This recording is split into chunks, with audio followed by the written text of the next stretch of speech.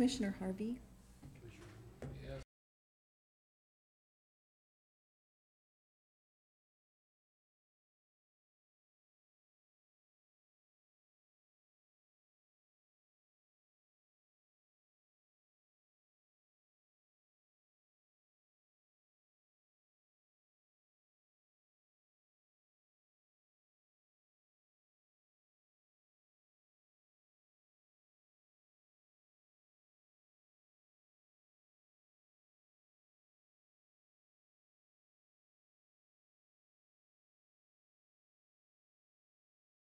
Okay, we'll call to order this Board of Weber County Commissioners, dated the 28th day of November 2017. This meeting is being held at 5:45 p.m. because we'll be having a public hearing that will start at 6 o'clock. I'm Commissioner Ebert. In attendance, Commissioner Gibson and also Commissioner Harvey. We'll start today with a moment of silence. Then Mr. Scott Park will lead us in the Pledge of Allegiance, and Commissioner Gibson will have our thought of the day. We do have troops in harm's way at this time throughout and around the world. We have troops that are stationed in areas that at this time are in a tremendous amount of discord. So if you don't mind taking a minute with me today to think about those individuals that have put themselves in harm's way. Thank you.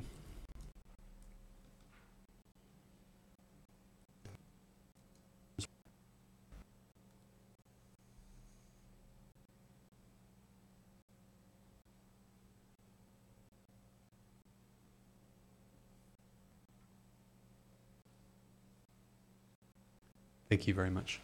Mr. Park. Will the audience please look in the rise and repeat the Pledge of Allegiance with me? I pledge allegiance to the flag of the United States of America and to the republic for which it stands, one nation under God, indivisible, with liberty and justice for all.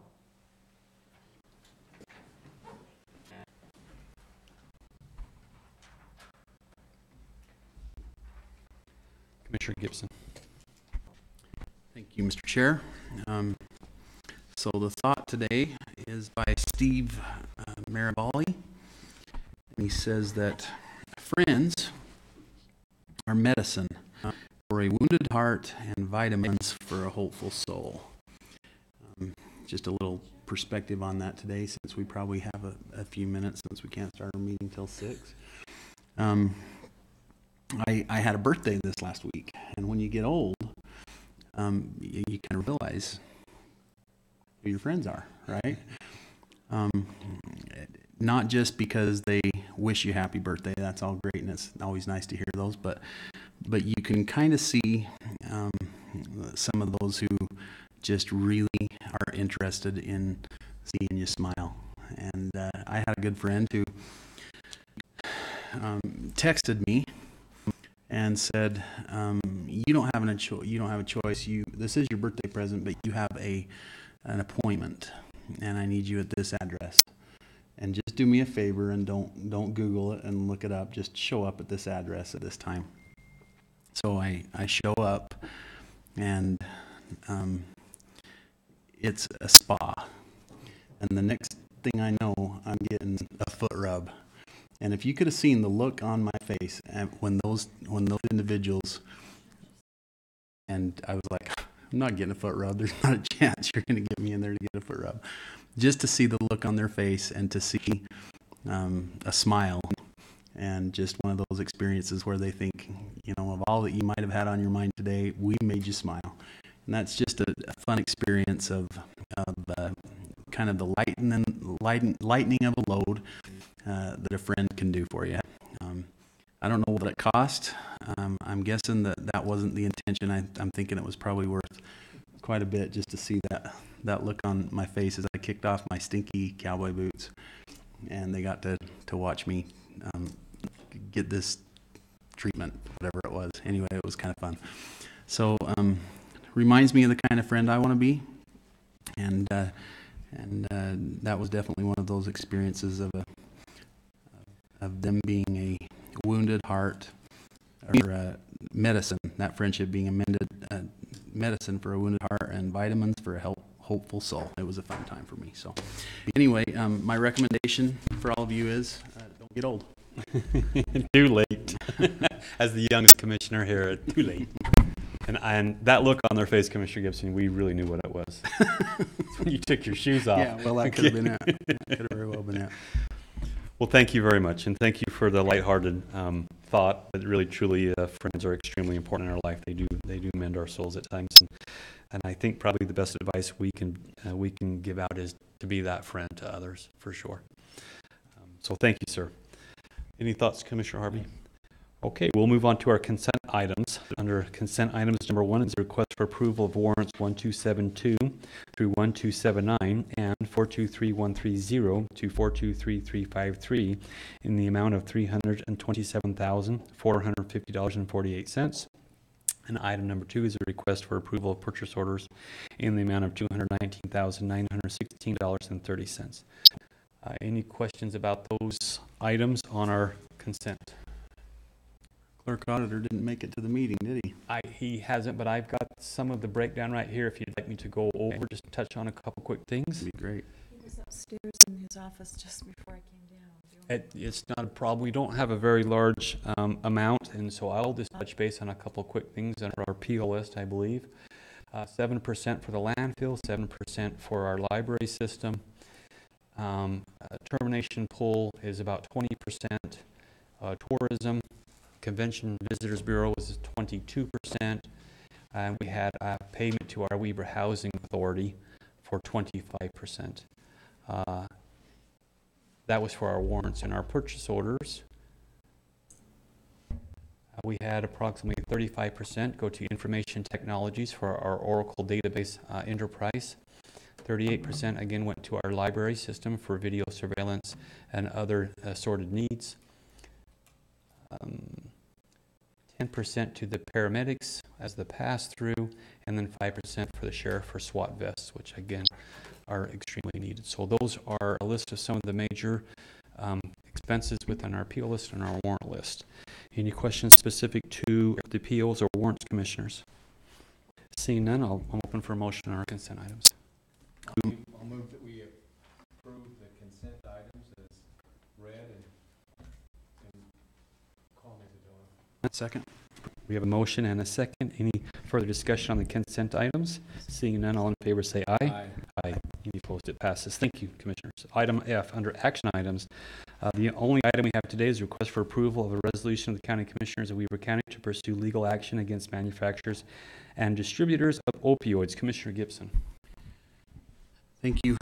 Fatima, what would this resolution be? 49. This is something that has been receiving a lot of attention over the last little while.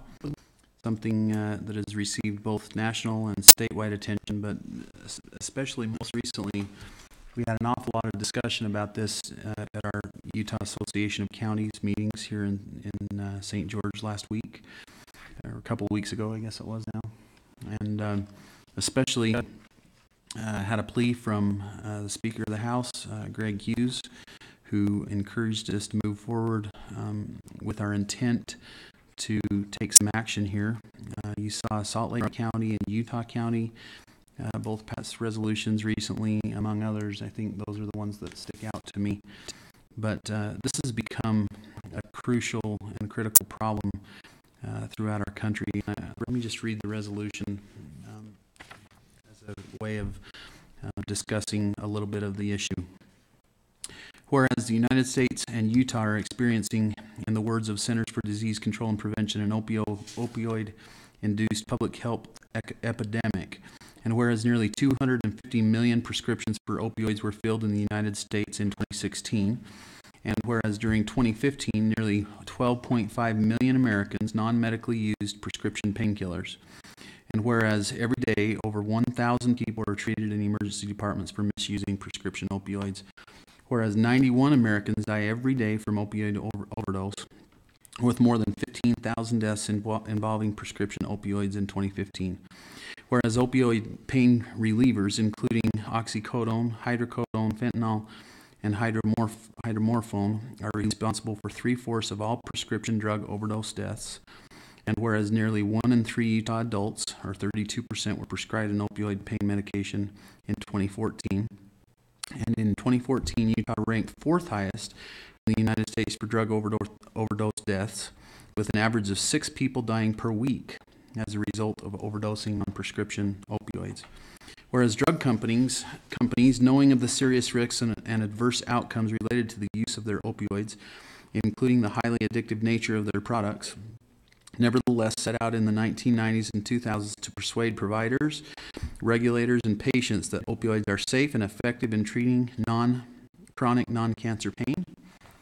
And whereas at least 12 states and many more countries across the U.S. have commenced litigation in the past 2 years against manufacturers and distributors of opioids, whereas Weber County has the authority to bring suit on behalf of the public under a variety of legal theories, including but not limited to false advertising, abating a public nuisance, violations of the Federal RICO Act, violations of the Utah Pattern of Unlawful Activity Act.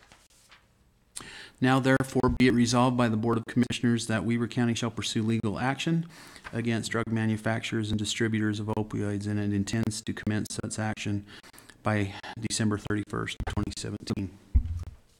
A couple of interesting stats. Think about this. About 5% of the population of the world lives in the United States of America. And yet we prescribe about 95% of all opioids are prescribed in the United States.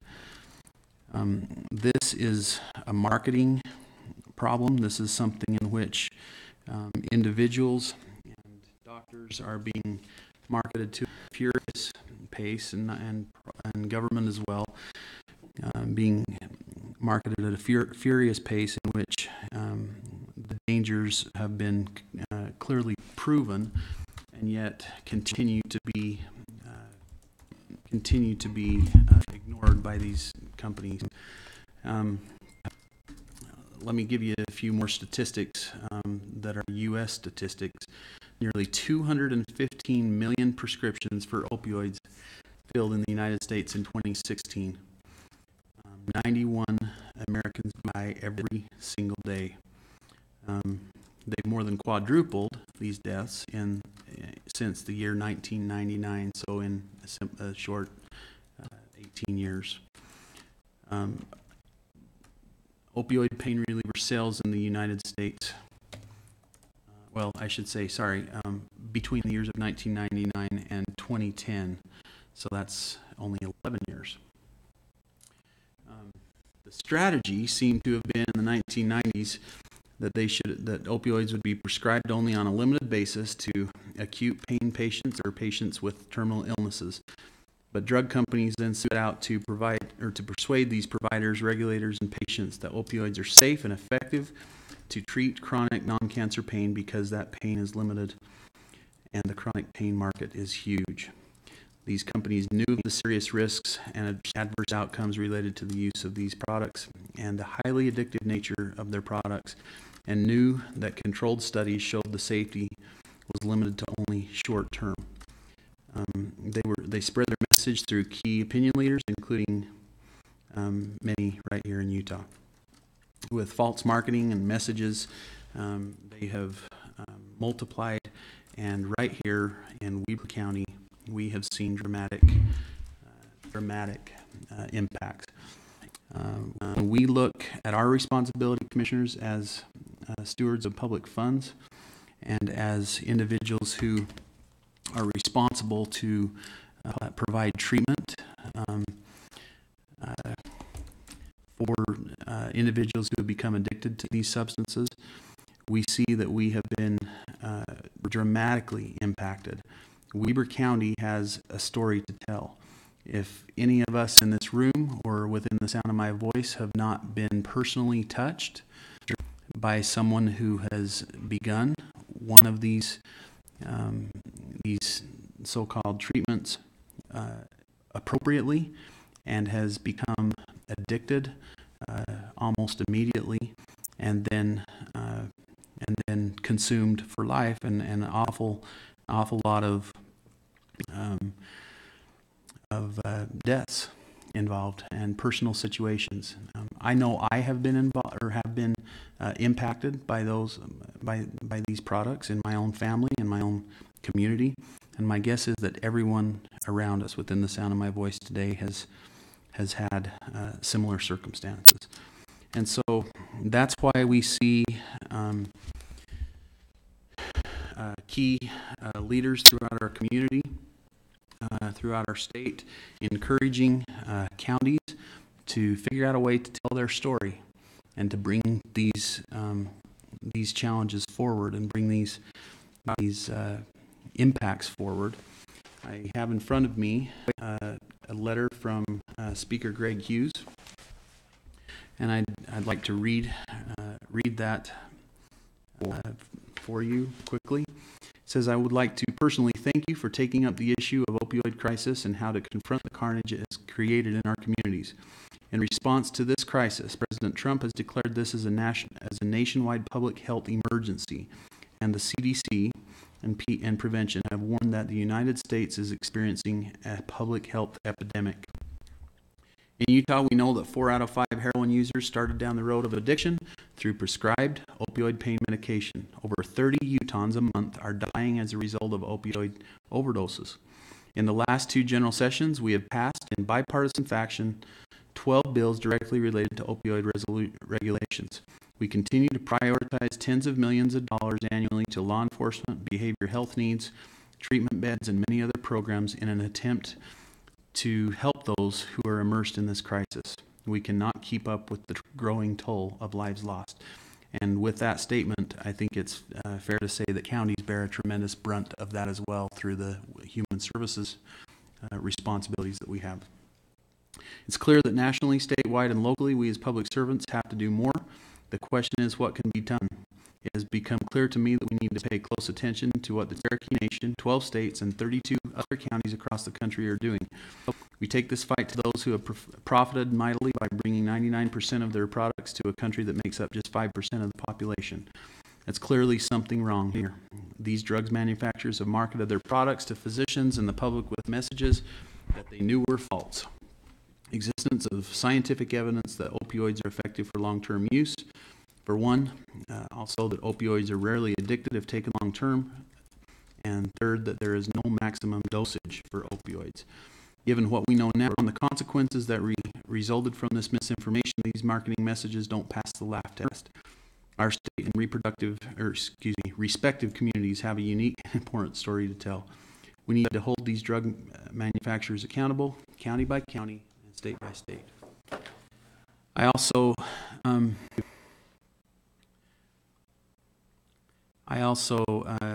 just received a text from the speaker asking me to mention that 99% of the OxyContin manufacturers for sale are found here in the U.S., which makes up just 4 to 5% of the world's population. The connection to heroin use and completely disproportionate amount of opioids flooding the communities require us to stand up, take notice, and do something about it. So I brought this forward as an opportunity for us as a commission to discuss whether or not we want to participate in this fight. There are a lot of different ways to do this, and that is a discussion for a different day. I think maybe in a different forum, because we don't want to give away all of our legal strategy. But the reality is, what I'm intending to do today is to say that we would like to move forward, that we recognize this as a problem, and that we should try to put something together to move forward and do something about it. We have some options. You can see on this resolution, there's a date of December 31st, 2017. That's simply to encourage us to not put it on the back burner and put it on the back shelf. I think that there's a likelihood that it may not necessarily, we may not have a full legal strategy by that point, but that we take some action by then to move forward, and that's a tactic that has been used by other counties to encourage action to be taken. But I don't think that it's a matter of hurrying. I think the strategy ought to be to get it right and as soon as possible. So, commissioners, if you have any questions for me on this resolution, feel free to ask them. Also, Brian's here from our legal staff that has helped to take a look at this resolution. And let's have a discussion. Questions? Commissioner Harvey.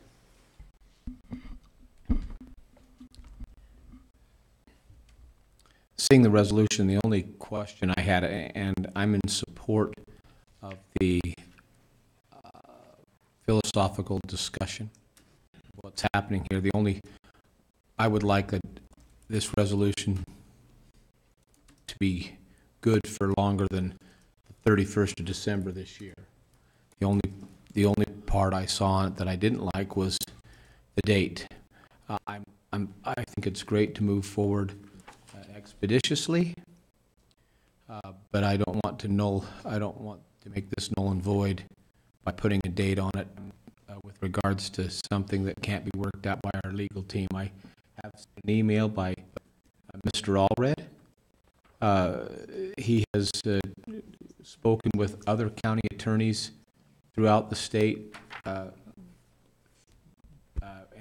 our Utah Association of Counties, and his counsel was to just keep things more broad, and so I think by removing the date would be my only concern with this document. But other than that, I don't have anything else.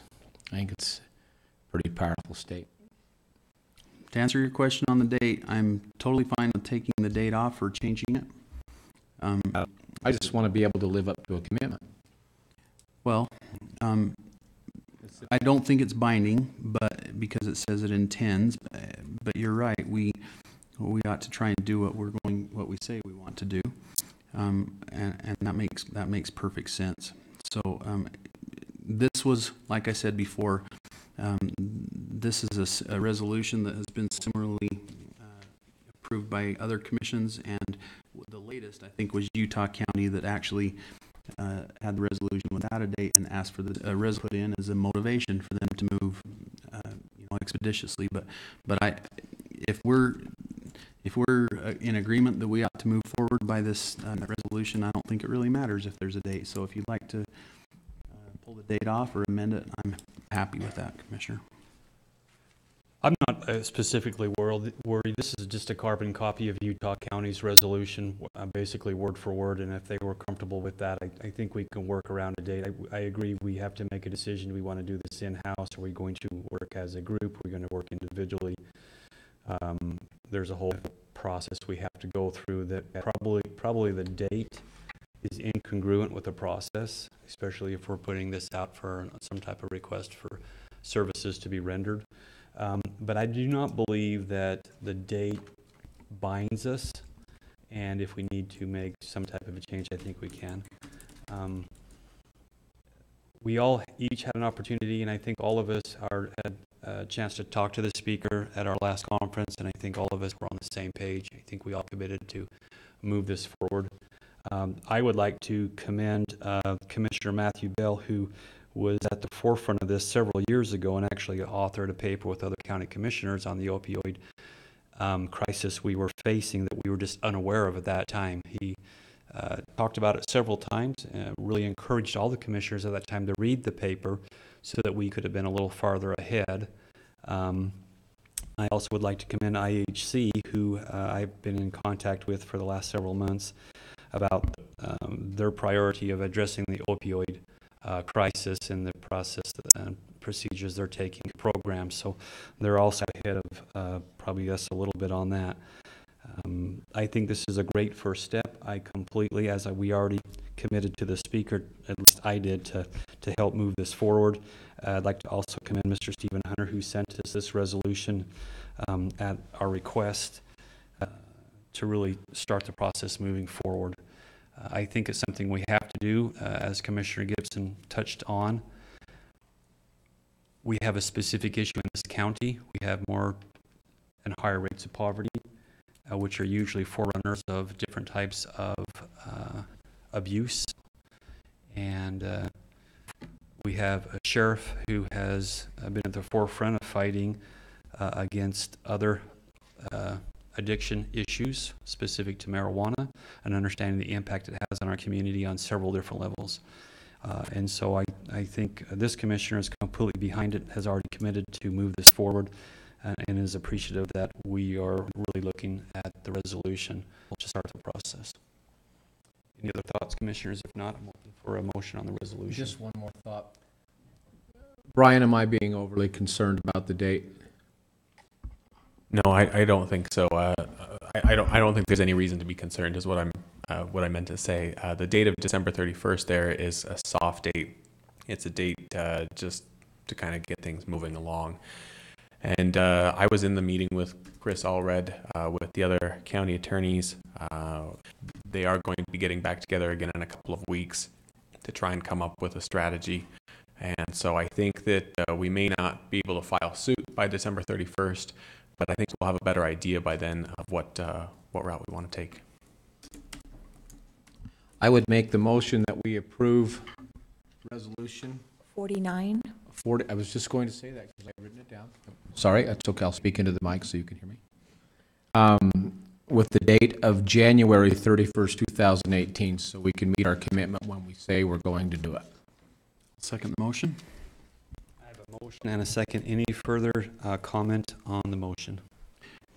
I will just say, Ma'am. in summation, that I think that the key here for me is that from a fiduciary responsibility of this commission, we cannot afford what this crisis is doing to our community. From a financial perspective, we absolutely just can't afford it from our taxpayer funds and from the individual funds. But maybe worse, from an individual perspective, from the reality of the lives of people, or the personal lives of individuals, we can't afford what it's doing to our families, what it's doing to our communities, and what it's doing to those that we love. And so I don't know the answer. I'm not one to be quick to file a lawsuit, but I think this has reached a level of just join the fight somehow, some way, and do something to change behavior, because the reality is we cannot change behavior when there's a financial motive in a case like this without doing something that shocks the system. And so my hope is that if nothing else, that these practices will slow. And I would just say in closing, for me specifically, others are free to comment, is that this is part of an overarching strategy that we have as a county to address specific needs we have, and whether it's addressing poverty or addressing our behavioral health components, or singular effort as the sheriff has taken on with marijuana. I think we need to identify all the issues within our purview as commissioners and start the process of really addressing all of them, and not trying to one-off, because I don't think that is a process that works very well, or solution. So this, again, is just part of this overarching systems approach I think we've taken as a commission. So thank you. Agree with what you said, Commissioner. Yes. Commissioner Gibson, Aye. Commissioner Harvey, Aye. Chair Ebert. Aye. It passes. Thank you very much. Thank you, Commissioner Gibson. We'll now move on. It is past 6 o'clock, so I'll entertain a motion to adjourn our public meeting and convene a public hearing. So move. Second. It's been motioned and seconded. Any discussion? Hearing none. All in favor say aye. Aye. Aye. It passes. We're now in a public hearing. You're going to put on the minutes on that one, Fatima. It's a coin flip, not a flick. A public hearing to receive public comment on the Weber County 2018 tentative budget. Mr. Scott Park. Thank you for attending today, Mr. Park. Long day.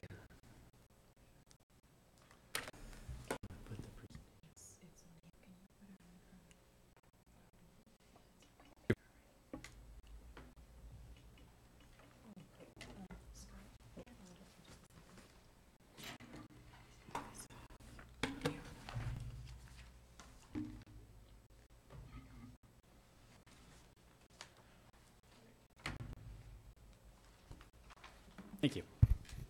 Good afternoon, Commissioners. I guess good evening now. Good evening.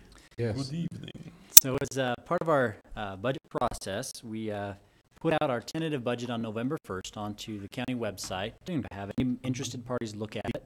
I actually did receive a couple of phone calls asking where the tentative budget was, so that's good. People are looking at the tentative budget.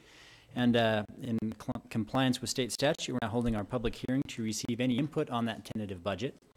After we consider any input that is given to us tonight, we'll make any final tweaks that we need to, and we will present the final budget on December 12th for your final approval. So with that, I just wanted to run through a couple of the highlights of the budget. We won't go into detail of all 168 pages of it. We'll summarize a little bit.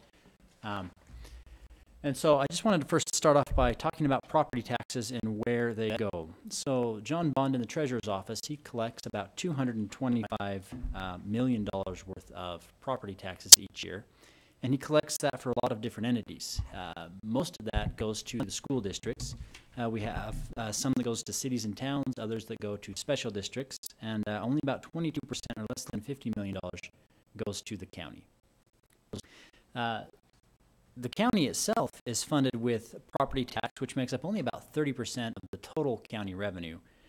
Sales tax makes up about 28%, and charges for services, which are fees we charge external users, that makes up about 30%, with grants coming in around 8%. So you can kind of see we're about a third between charges for services, sales tax, and property tax. So this is a proposal for what we're going to spend the money on in 2018. This is countywide, and it is broken out by type. So when I say type, I mean employee compensation as a type. That's about 40% of everything that we spend will go towards our employees. About 23% goes to capital projects and public works, with the bulk of that being transportation dollars. And then other operating expenses are about 31%. If you want to look at that by function, though, which is how we normally look at governments, you can see that the majority of the dollars that get spent in the county will be spent on public safety. So that's about $42 million of our total budget will go to public safety. That includes our paramedic, our sheriff's office, our CSI, and animal control. Streets and public improvements, the next biggest function of government that we have, $36.5 million are spent towards that. So those two alone make up quite a significant portion of what we spend. Another $34 million then is spent on general government. That would be the elected officials, the assessor, the recorder, the surveyor, and that.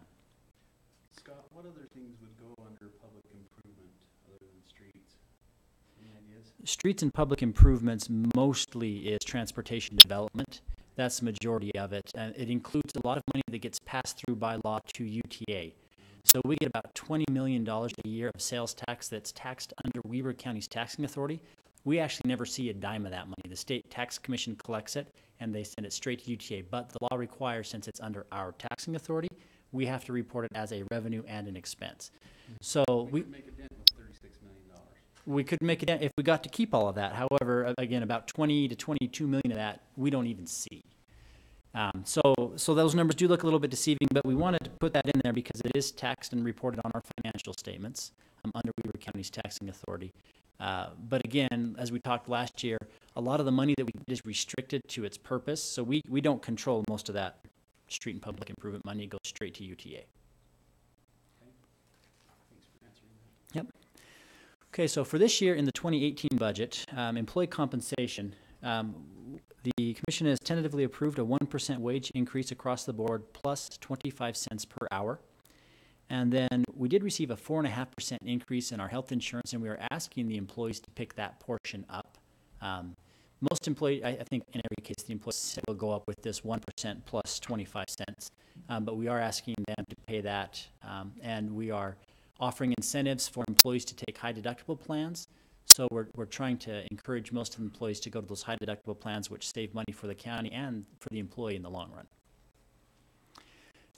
Sir. Touch base, in the past, the county's picked up that percentage increase and many times gone without a percentage increase as far as salary. This is a shift in how we're doing compensation. Conceptually, what it is to give that increase in salary to the employee and allow them to manage their benefit package depending on what they feel like their needs are. So it's really empowering the employees with the compensation decisions rather than the county making that decision for them. And we specifically broke that component into two pieces, a percentage and then an actual per per hour with the 25 cents. One of the issues we had and that we talked about is employees that were starting out at the very bottom of the wage scale. A percentage was much different for them than it was for individuals who had been here 15, 20 years, or for supervisors and or managers. And that 25 cents really has a much larger impact on those employees at the bottom of a pay scale. And we felt it important for retention and also for, maybe attracting employees to have that 25 cents really be reflective of a fixed instead of a percentage. And so I just wanted to make those 2 points. Yep, that is correct. We did fix the county contribution last year for a family up to $1,000. So the county will contribute $1,000 to your health insurance. And if you choose a plan that's more expensive than that, you'll pay the difference individually. And if you choose a plan that is less expensive than that, and we are offering plans that are cheaper than that, then you could take the difference in the form of a contribution to your health savings account. And so this does allow the employee a lot of flexibility in how they want to manage their money. And I think it's the right decision. It's a good way to put the compensation on the front end and let the employees decide what they want to do with it. Because of the adjustment in the tax rate last year, we were actually able to address a lot of our most critical capital project needs. So I just want to kind of show, in summary, we have a detailed list of the capital projects in our tentative budget. But just in brief, the library, we're going to finish the library remodel of North Ogden and the Ogden branches. That's about $10.5 million that's left, we think, in 2018. But we are able to put in about $2.4 million to repairs and upgrades to county facilities. Now, I just highlighted a couple of the big points. There's a detailed list in the tentative budget. But we're going to be able to use about $600,000 to improve our park and rec facilities. The Weber Center is going to get about $560,000 worth of improvements. And we are also investing $358,000 in IT infrastructure and equipment. The nice thing about this is we are able to set aside some money for capital projects that we know are coming in the next few years. So we've set aside $800,000 to help us pay for the sheriff's radios, which we're going to save some more money in 2019 and hopefully have those radios purchased and up and running by the 2020 year. And we were also able to set aside $600,000 more to start building up a balance in that capital projects fund to fund some of our bigger projects, such as the parking structure or other capital projects as they come up.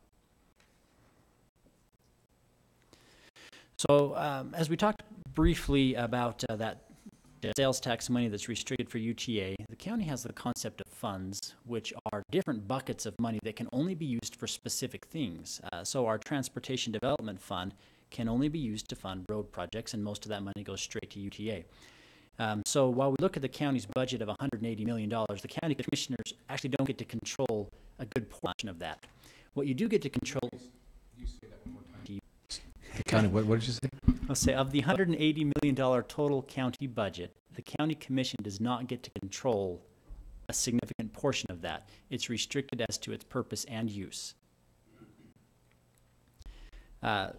So, for example, the paramedic fund, we do have a tax rate for paramedic services, and you can use that money any way you want as long as it's for paramedic services. So you really don't have much options. You could decide maybe to contract more with one city as opposed to another, but really you don't have the ability to take that paramedic money and build a parking structure or to fund cost of living increases for employees or anything else like that. So we have these concepts of funds that help us keep track of all that money and make sure that we're spending the money appropriately. What I'm showing up here on the board is the general fund, which is the fund that has the most money that the commission can control or influence. This shows the revenues. About 43% of the revenues in the general fund come from property taxes and only about 14% from sales tax. The rest comes from charges for services or fees.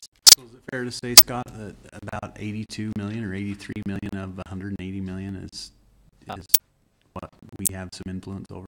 You have influence over it, but I wouldn't say you have control over all of it because we have some unfunded mandates from the state. And so while the county has general tax dollars that it can use for whatever purposes it wants, it still has to meet those unfunded mandates from the state. So we have some contracts, requirements to provide security in courts with jail, and we don't get all the money that we would need to cover all of those services, so we have to use... Sorry, Scott, could you say that one more time? And the sheriff could In probably case the speaker's still listening. a little bit Speaker more. Hughes, please pay attention to this. Yeah. So we use the general fund money to help us meet unfunded mandates from the state. Okay. Loud and clear. Okay, loud and clear. So what I want to know now is the functions that we're going to spend the general fund money on. And you can see that the majority of that still goes to public safety. Just under $39 million of that $82 million goes to public safety.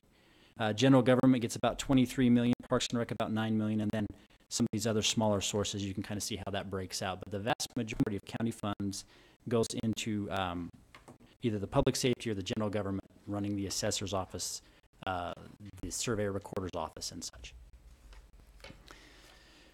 So here's just that same information split out by the type. So you can see that salaries and wages make up over 2/3 of that general fund money. So when we talk about the ability to save money, if we really want to cut expenditures in the general fund, it really means cutting staff, becoming more productive with the resources we have when we have about 2 out of every $3 going towards employees. Just to note, too, if you look at the travel and training budget, we're at $385,000. That's less than 0.5% of all county funds get spent on travel and training. And that includes the sheriff's office, that includes our IT staff, that includes our assessor's office and everything else. So that's a very, very lean travel and training budget compared with what we would maybe hope to be. So each year, we go through our different funds and we look out 5 years and try to determine what's going to happen in the next 5 years and forecast where our fund balance is going to be to make sure that we can afford the services that we are providing. So I'm happy to show the general fund 5-year forecast, and it shows a red line, which is our minimum fund balance, which is 2 months of operating expenditures.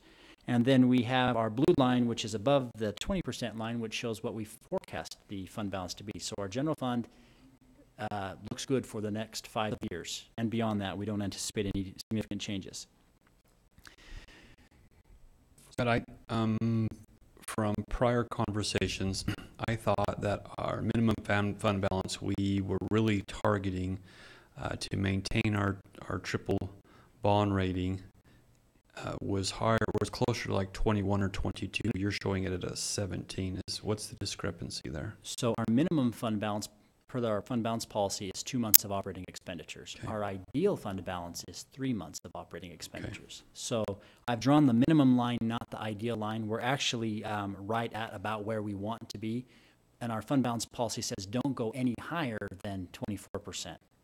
So we don't need that much more. So that's... So I appreciate that. I like to ask questions I know the answer to. But I wanted to make it really clear that even though that's our minimum fund balance, to maintain a triple bond rating and to be prepared for any unknown circumstances, it's best for us to maintain that cushion in our fund balance so that we will never go below that 17% just in case we have some unknown circumstance, a large fire or a landslide or some of the other things we've been experiencing the last 2 months.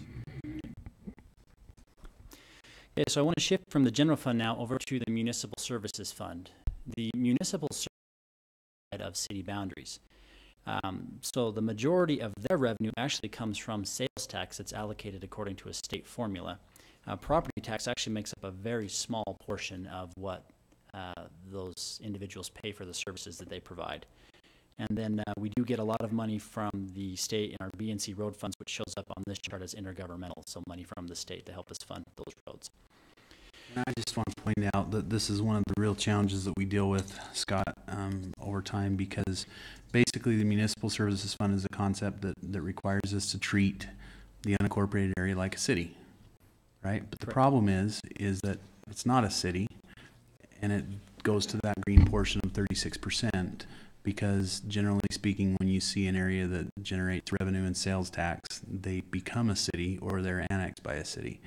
And so this is one of the real challenges that we have, to treat the unincorporated area like a city when they don't have the same revenue stream as a city. And so there's constant pressure on that property tax side, right? That's correct.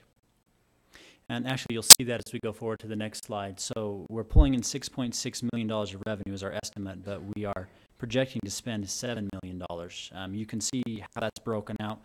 About 21% goes to public safety. Roads get about 42%. That includes plowing roads. And then just other general government functions such as our building inspection, our planning, that gets about 37%. And again, about half of that is split out between, is to fund staff to provide those services. When we look at the 5-year fund balance forecast, so this last budget cycle, the sheriff reviewed all of its contracts with cities, including the contract with the unincorporated area, and made some adjustments to better allocate those costs throughout the different cities. It was the right thing to do, but what it did is it resulted in cities picking up a little bit more of the sheriff costs and the general fund picking up a little bit less. But as part of that, the municipal services fund also had to pick up its share. And so what that's done is now we, for the next few years, we are planning to spend down into that fund balance. Now, if you look at this chart, our minimum fund balance, we actually dropped below our minimum fund balance last year, and this year we're projecting to go below that minimum fund balance. And then 2018, we're going to stay below that. We'll stabilize. We're not going to run out of money in that fund within the next 5 years, but we do need to make some adjustments to figure out how best to provide the services that are required with the funding sources that we have. So as you mentioned, Commissioner Gibson, this is a struggle. We look at this very closely every year. We made some adjustments to the fee schedules last year, and that really put us in a good spot. And then we had some other additional costs with the sheriff contracts and also some equipment that needed to be replaced for safety issues. And so, we had to buy some replacement equipment, and it put us back into the situation that we're in. But we monitor this every year, and we do our best to make sure that we are able to provide the services that we need, the critical services that we need, while still being very conservative in our finances. Any questions on that municipal services fund? Appreciate the explanation. Okay, so we're going to move on to the library. The library's primary source of revenue is property tax, so I didn't put in a pie chart that showed everything is property tax. But I just want to show the library spends about just under $10 million this coming year. Most of that, 60%, is going to be on salaries and wages, and then you have book materials and equipment and such. Their fund balance forecast looks like this, and you'll notice that they have a high fund balance. They've saved up a lot of money over the last few years in order to bring online the main library, the Southwest branch, the North Ogden Library, and the Ogden Library, which both are going to come online this year. Excuse me, this year being the 2018 year. So in 2018, they're going to come online. So we have a planned spend down of their fund balance. We do believe, though, that the fund balance and the ongoing tax revenue will be sufficient to cover the current level of services being provided for the next 5 years. Looking beyond that, we want to get a better understanding of how much these buildings are going to cost to operate and the usage of these buildings, so we can adjust staffing levels. But for the next 5 years, we should be able to cover our projected operating costs with our fund balance and the current tax rate. And I think Linda's pretty good at figuring that out, but I think the reality is we're going to learn a lot after these two branches open. Would that be a fair statement? And probably help us make better decisions on this. Yes. We could go through it. The fund balance is decreasing, and, in 2023, if we carried this projection out, we would show us hitting our minimum fund balance and then going below that. We don't want to make drastic changes based off of a 6 or 7 year forecast, especially when we know we have a lot of variables out there. We don't know how much it's going to cost to heat some of these buildings. We don't know how much usage and how much staff are going to need on each level. And so we are watching that closely with Linda. She's very, very sharp and is monitoring those things closely. And I think we'll be pleasantly surprised as we go forward, but we wanted to put in a realistic, not worst case scenario, but a realistic estimate of what could happen with that fund balance to show I still think we're okay in the next 5 years. Just as a side note, the library has turned in around $500,000 of their budget every year for the last 5 years, and this is budgeting them spending their full budget. So it's a conservative estimate, but I think we're still fine over the 5 year period. Thank you. Any questions on the library before I move on? Nope. So we touched briefly on the paramedic service, the paramedic fund, excuse me. It's supported by its own tax rate, and we contract with Weber Fire District, with Ogden City, and with Roy City to provide paramedic services throughout the county. And that cost, that's about 90% of the total expenditures. And the remaining 10% goes to actually purchase equipment, paramedic units, and different type of equipment that goes in those paramedic units. As you look at the 5 year fund balance forecast on there, we had built up a significant balance in that paramedic fund, and we had put a plan in place to get that fund balance down to a more appropriate level, and that's what we're doing with this plan. We're spending it down to just under our maximum allowed fund balance, and we believe that plan will be completed by 2022, and we foresee basically being able to cover our operating expenses and having a nice healthy reserve in 2022 and 2023 going forward. Finally, we want to talk about the health fund. The health fund is supported by its own separate tax rate, but the majority of the revenues from the health department come from grants, from state grants or federal grants. Property tax only makes up about 12% of its total budget, and charges for services, fees they charge, make up 19%. So property tax isn't a huge component, but it is important to them. So the intergovernmental is the grants, the Yes. 67%. Yes, that 67% is. This is how it breaks out. They're primarily salaries and wages as well. Government is staff intensive to provide the services. Over half of their expenditures go to salaries and wages.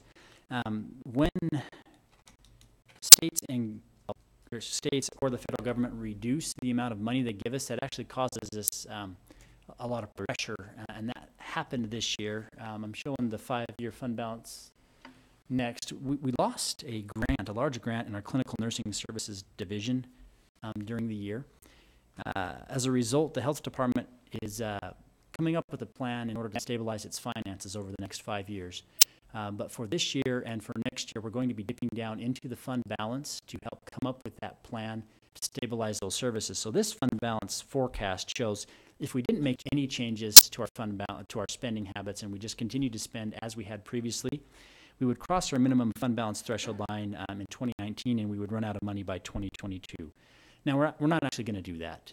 What we're doing is giving the health department a year to come up with a plan to put in place to balance their revenues and their expenditures, to cut the services that were funded with that grant and make other adjustments as necessary in order to maintain their finances through the next 5 years. But we did want to put in, based off of that lost grant, if we continue to provide those same services at that same rate, we would exhaust the fund balance by 2022. That's one of the challenges with grants, that when they're there, that's great, and when they go away, that's tough. And as you put up the percentages earlier, it would be almost impossible for us to support even a fraction of that intergovernmental revenue from property tax. That's correct. You would have to significantly increase the health. You'd have to put it all the way up to the maximum levy by law, and it still wouldn't cover the loss of these grants. I mean, we can't provide these services on federal grants unless the federal government funds them. We can't absorb all those. So that's one of the challenges with people, and employees. But the reality is, in this case, we're kind of, if the money comes in through a grant, we're good. But if it doesn't, we don't have a lot of options available to us. It's a real challenge. It's true, and the health department has been able to shift some of the staff to different grants, and they're working with that to try to keep as many of the staff, the knowledgeable staff, as possible. If we do get a grant back in the next few years that performs these same services, it would be nice to have that skill set already in the staff. So if it's possible, that's what they're trying to do. But they need time to transition into that to figure out where best to place everybody and how best to balance the finances. Well, and this particular grant, the B grant, has a possibility of being refunded. It ended in September. It's been through the Senate. It's back on the House floor. There's stipulations involved. My guess is they're going to work their way through the process, and it will end up being funded. So these dollars may return to us. And again, that's what our hope is. There's posturing right now at a federal level, but hopefully we'll get those McVie dollars back.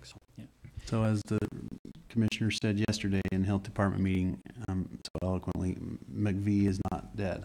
McVie is not totally dead. Correct.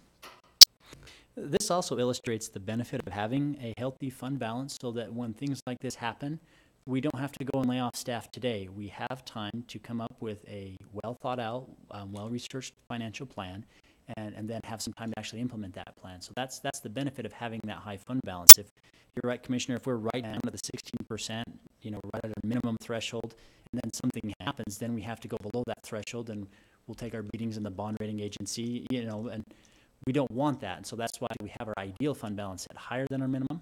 And most of our funds are in really, really good shape that allows us to take time to think through when things like this happen and come up with a reasonable plan. Okay, so on that, I just wanted to end not on a negative note, but on a positive note. The county is one of 2 counties in Utah that have a AAA bond rating, top 2% of the nation. around 72 other counties out of the 3,400-ish counties. Over 300 or 3,000 counties have a AAA bond rating. So we're right in the top, and that's because we have a good, strong fund balance. It's because we are able to put aside money to cover our debt service and also plan for the future.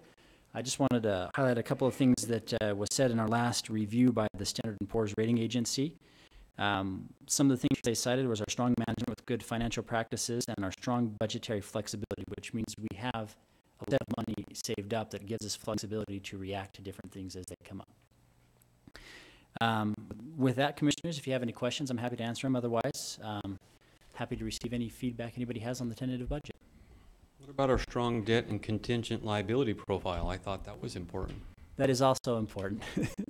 We have a lot of room left on our property tax bonding capacity. Not that we want to go out and bond, but we still have a lot of room left. We've been prudent in our general obligation bonds and haven't issued very many of those. And so, I mean, if the county wanted to and got a vote of the citizens, you could issue another $300 million of debt, which, please don't, I'm not recommending that. I'm just saying we have a lot of capacity left.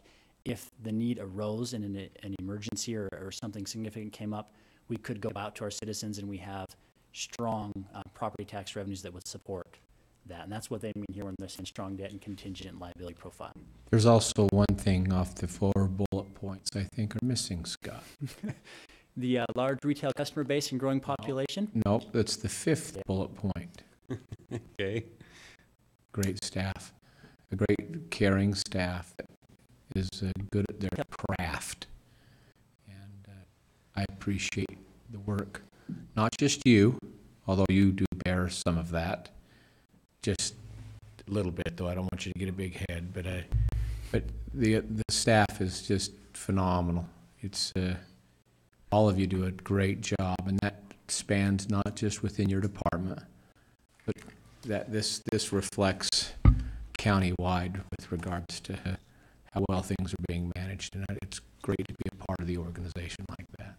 I will comment that it is very nice that all of our departments get along and work well together. There are some other counties we could talk about, but we won't, that have a lot of conflict, and it makes it really difficult to do the jobs, but we don't have that here in Weber County, where I'm able to call any department or any department head I want and talk to them and have a good conversation with them, and I really appreciate that. It makes my job a lot easier when we have good communication between all the departments. Well, it's also, for us, it has to do with being efficient, being fiduciarily responsible with taxpayer funds. We're running lean and good, and this is a national group that affirms that. So that's great.